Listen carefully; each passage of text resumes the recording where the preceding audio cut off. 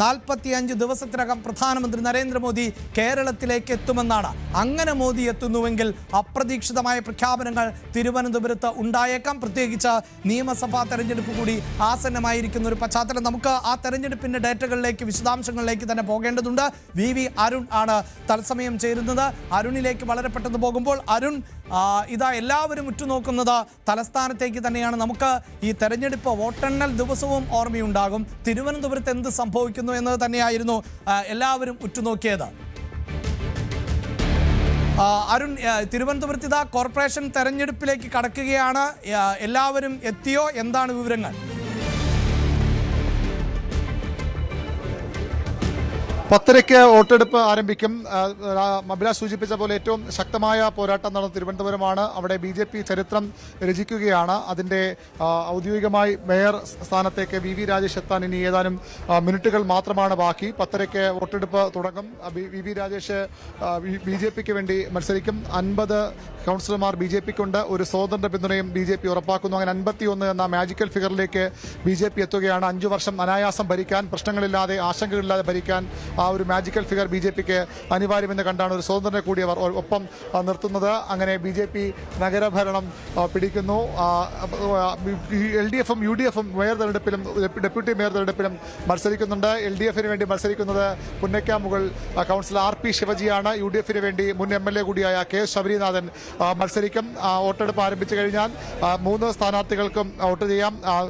വോട്ടെടുപ്പ് നടപടിക്രമങ്ങൾ വിപ്പ് അനുസരിച്ചാണ്, പാർട്ടിയുടെ വിപ്പ് അനുസരിച്ചാണ്. അതുകൊണ്ട് തന്നെ ഏതെങ്കിലും തരത്തിലുള്ള മാറ്റങ്ങൾ ഉണ്ടാകാൻ ഇടയില്ല. വോട്ട് മാറി ചെയ്താൽ അത് കൃത്യമായി തിരിച്ചറിയാൻ സാധിക്കും.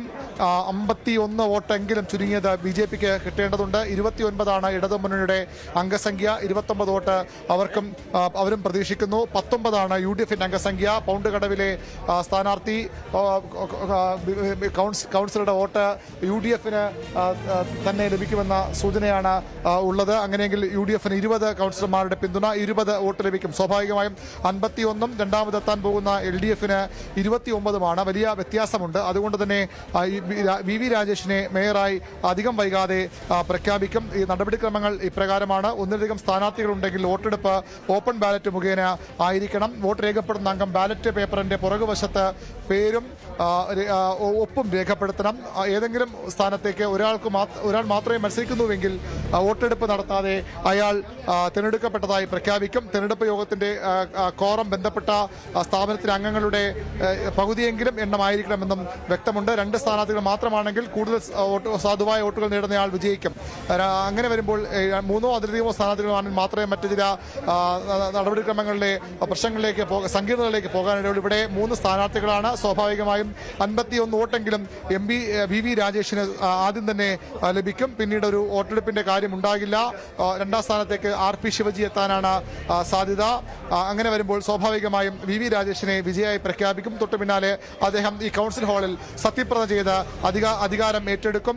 നമുക്കറിയാം, അവിടെ അതാണ് ഒരു ചരിത്ര നിമിഷമായി മാറാൻ പോകുന്നത്. 10 ആണ്ടുകൾ നീണ്ട ഇടത് ഭരണത്തിനും ഇടയ്ക്ക് കുറച്ച് നാളെങ്കിലും കോൺഗ്രസ് ഭരണത്തിനുമൊക്കെ അവസാനമായി തിരുവനന്തപുരം നഗരഭരണത്തിലേക്ക് BJP വരുന്നു. ഒരുപക്ഷെ അവർ നേരത്തെ നിയമസഭയിൽ നിയമത്തിലൂടെ അക്കൗണ്ട് തുറന്നു, ലോക്സഭയിൽ തൃശ്ശൂരിലൂടെ അവർ അക്കൗണ്ട് തുറന്നു. അതിനൊക്കെ അപ്പുറത്തേക്ക് ഉള്ള അഭിമാന നേട്ടമായാണ് BJP കേന്ദ്രങ്ങൾ ഇത് കാണുന്നത്. തലസ്ഥാന നഗരഭരണം പിടിച്ചാൽ അത് വലിയൊരു നേട്ടമായി. നമുക്കറിയാം, 4 നഗര വാർഡുകളുണ്ട്, 4 നഗര നിയമസഭാ മണ്ഡലങ്ങളുണ്ട്, നഗരമേഖല 4 നിയമസഭാ മണ്ഡലങ്ങളുണ്ട്. അവിടെ പോലും അവർക്ക് വലിയ ഒരു മുന്നേറ്റം നടത്താൻ നേരത്തെ തന്നെ നേമത്തും കഴക്കൂട്ടത്തും വട്ടിയൂർക്കാവിലുമൊക്കെ BJPയുടെ ശക്തമായ സാന്നിധ്യമുണ്ട്. നേമത്ത് ഒരു തവണ O രാജഗോപാൽ വിജയിച്ചതുമാണ്. പക്ഷേ ഈ നഗരഭരണം ലഭിക്കുന്നതോടുകൂടി അവരുടെ ആത്മവിശ്വാസത്തിന് അതിരുകളില്ലാതായി മാറും. വലിയ സാധ്യതകൾ അവർക്ക് മുന്നിൽ തുറന്നിടുകയാണ് നഗര ഭരണം. ആ ഭരണമാണ് അവർക്ക് ലഭിക്കാൻ പോകുന്നത്. നഗരഭരണം പിടിച്ചുകൊണ്ട് തിരുവനന്തപുരത്ത് വരുന്ന പ്രധാനമന്ത്രിയെ സ്വീകരിക്കുമെന്ന് പലപ്പോഴും BJP നേതാക്കൾ വലിയ അവകാശവാദമായി മുന്നോട്ട് വച്ചിരുന്നു. BJPയുടെ മേയർ പ്രധാനമന്ത്രിയെ വിമാനത്താവളത്തിൽ സ്വീകരിക്കുന്ന സ്വപ്നം പലപ്പോഴും BJP നേതാക്കൾ മുന്നോട്ട് വച്ചത്. എന്നൊക്കെ അതിന് വലിയ പരിഹാസമാണ് എതിർ വിഭാഗങ്ങളിൽ നിന്ന്, CPM നിന്നായാലും കോൺഗ്രസ് നിന്നുമൊക്കെ ഉണ്ടായിരുന്നു. പക്ഷേ അത് യാഥാർത്ഥ്യമാകാൻ പോകുന്നു. 45 ദിവസത്തിനുള്ളിൽ പ്രധാനമന്ത്രി നരേന്ദ്രമോദി തലസ്ഥാനത്തെത്തും. അവിടെ BJPയുടെ തലസ്ഥാന നഗര വികസനത്തിന്റെ പ്രധാനപ്പെട്ട പദ്ധതികൾ പ്രഖ്യാപിക്കപ്പെടും. തലസ്ഥാനം മറ്റൊരു തലത്തിലേക്ക് നിലനിർത്തപ്പെടുമെന്ന വാഗ്ദാനമാണ് തെരഞ്ഞെടുപ്പ് കാലത്ത് BJP നൽകിയത്. ഇന്നലെ VV രാജേഷ് നമ്മോട് സംസാരിക്കുമ്പോഴും മേയറായി പാർട്ടി തിരഞ്ഞെടുത്ത ശേഷം സംസാരിക്കുമ്പോഴും മേയർ സ്ഥാനാർത്ഥിയായി പാർട്ടി തിരഞ്ഞെടുത്ത ശേഷം സംസാരിക്കുമ്പോഴും VV രാജേഷ് ആ സ്വപ്നമാണ് പങ്കുവച്ചത്. ഡിസംബർ 14 തൊട്ട് എണ്ണിക്കോളൂ, 45-ാം നാൾക്ക് മുമ്പ് പ്രധാനമന്ത്രി തിരുവനന്തപുരത്തെത്തും. അവിടെ അദ്ദേഹത്തെ മേയർ സ്വീകരിക്കും. അതിനുശേഷം അദ്ദേഹം തലസ്ഥാന നഗരത്തിനു വേണ്ടിയുള്ള പ്രഖ്യാപനങ്ങൾ നടത്തും.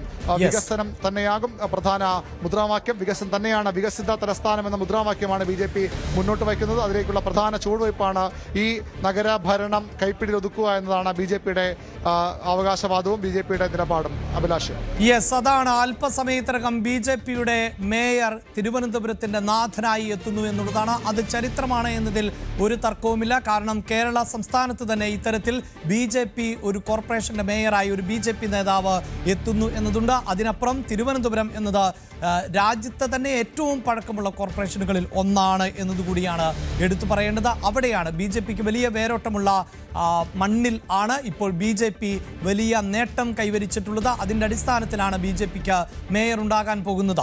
തിരുവനന്തപുരത്ത് നിന്ന് നമ്മൾ കൊല്ലത്തേക്ക് എത്തുമ്പോൾ അവിടെ സാഹചര്യം അപ്രതീക്ഷിതമായിരുന്നു. ഈ തെരഞ്ഞെടുപ്പിൽ കൊല്ലത്ത് അട്ടിമറി നേട്ടം ആണ് കോൺഗ്രസ് നേടിയത് എന്ന് തന്നെയാണ് പറയേണ്ടത്. ഒരുപക്ഷെ കോൺഗ്രസ് പോലും പ്രതീക്ഷിക്കാത്ത അത്ര തലത്തിലുള്ള വോട്ട് ഷെയറിലേക്ക് അടക്കം അവിടെ പോയി എന്നതാണ്. ഇതാ ഏറ്റവും പുതിയ വിശദാംശങ്ങളുമായി ഞങ്ങളുടെ പ്രതിനിധി ചേരുന്നതിന് മുമ്പ് കൊല്ലത്തിന്റെ ഒരു ഡേറ്റയാണ് പരിശോധിക്കാൻ പോകുന്നത്. കൊല്ലത്ത് AK ഹഫീസാണ് കോൺഗ്രസിന്റെ സ്ഥാനാർത്ഥിയായി രംഗത്തേക്ക് എത്തുന്നത് എന്നത് തന്നെയാണ്. അവിടെ ചില അസ്വാരസ്യങ്ങളൊക്കെ ഉണ്ട് എങ്കിൽ പോലും അത് പരിഹരിക്കപ്പെട്ടിരിക്കുന്നു എന്ന് വേണം നമുക്ക് മനസ്സിലാക്കാൻ. നിലവിലെ സാഹചര്യത്തിൽ കൊല്ലത്ത് കോൺഗ്രസിന്റെ നേതാവ് കൂടിയായി മത്സരിച്ച, പ്രത്യേകിച്ച് കോർപ്പറേഷൻ തെരഞ്ഞെടുപ്പിലടക്കം മേയർ സ്ഥാനത്തേക്ക് ഉയർത്തി കാണിച്ചിരുന്ന AK ഹഫീസ് തന്നെയാണ് അല്പസമയത്തിനകം മേയറായി തെരഞ്ഞെടുക്കപ്പെടാൻ പോകുന്നത്. ഡെപ്യൂട്ടി മേയർ സ്ഥാനങ്ങളിലേക്കും കോൺഗ്രസ് മത്സരത്തിനുണ്ട്. അവിടെ ഡെപ്യൂട്ടി മേയർ സ്ഥാനത്തേക്ക് ഡോക്ടർ ഉദയകുമാർ ആണ് മത്സര രംഗത്ത് ഉള്ളത്. കന്നിമേൽ ഡിവിഷനിൽ നിന്ന് വിജയിച്ച ഉദയകുമാർ അവിടെ ഡെപ്യൂട്ടി മേയർ ആകുന്ന സാഹചര്യവും ആണ് ഉണ്ടാകുന്നത്. ഒപ്പം നമുക്ക് വളരെ പെട്ടെന്ന് കണക്കുകളിലേക്ക് കൂടി ഒന്ന് പോകാം. കണക്കുകൾ പരിശോധിക്കുമ്പോൾ എടുത്തു പറയേണ്ടത് കൊല്ലത്ത് ആകെയുള്ള 56 അംഗങ്ങളിൽ UDFന് 27 ഇടങ്ങളിൽ ആണ് വിജയിക്കാൻ സാധിച്ചിട്ടുള്ളത്. LDFന് 16 സീറ്റുകൾ നേടാൻ സാധിച്ചിട്ടുണ്ട്. NDAയുടെ ഒരു വലിയ മുന്നേറ്റം നമ്മൾ കൊല്ലത്ത് കണ്ടു. 12 സീറ്റുകളിൽ NDAയും വിജയിച്ച് നിൽക്കുന്നു. എന്തായാലും കോൺഗ്രസ് ആണ് ഇപ്പോൾ, അല്ലെങ്കിൽ UDF ആണ് അവിടുത്തെ ഏറ്റവും വലിയ ഒറ്റക്കക്ഷി എന്നതുകൊണ്ട് തന്നെ ഹാഫിസ് അധ്യക്ഷനായി തെരഞ്ഞെടുക്കപ്പെടും. പ്രത്യേകിച്ച് വനിതാ സംവരണം ഉള്ള കോർപ്പറേഷൻ അല്ല കൊല്ലം എന്നതുകൂടി എടുത്തു പറയേണ്ടതുണ്ട്. അവിടെ വിനീഷാണ് ഏറ്റവും വിശദാംശങ്ങളുമായി ചേരാൻ പോകുന്നത്. വിനീഷ്, കൊല്ലത്തെ സംബന്ധിച്ചിടത്തോളം അപ്രതീക്ഷിതമായ ഒരു മുന്നേറ്റം ആയിരുന്നു അവിടെ ഉണ്ടായത്. പ്രത്യേകിച്ച് കോൺഗ്രസിനെ പോലും ഞെട്ടിക്കുന്ന തരത്തിലുള്ള ഒരു വിജയം കോൺഗ്രസ് കൈവരിച്ച പശ്ചാത്തലമുണ്ട്. പക്ഷേ ചില അസ്വാരസ്യങ്ങളുണ്ടല്ലോ, അതായത് മുസ്ലിം ലീഗിന്, RSPക്ക് അടക്കം. അതെല്ലാം പരിഹരിക്കപ്പെട്ട് ഒറ്റക്കെട്ടായി തന്നെ മുന്നോട്ട് പോകുന്നു ഈ തെരഞ്ഞെടുപ്പിൽ എന്നാണോ മനസ്സിലാക്കേണ്ടത് വിനീഷ്? തീർച്ചയായും അഭിലാഷ്, അങ്ങനെ തന്നെയാണ്. 25 വർഷത്തെ LDF ഭരണത്തിന് ശേഷമാണ് ചരിത്ര വിജയം നേടിയ UDF കോർപ്പറേഷൻ ഭരിക്കാൻ തുടങ്ങുന്നത്.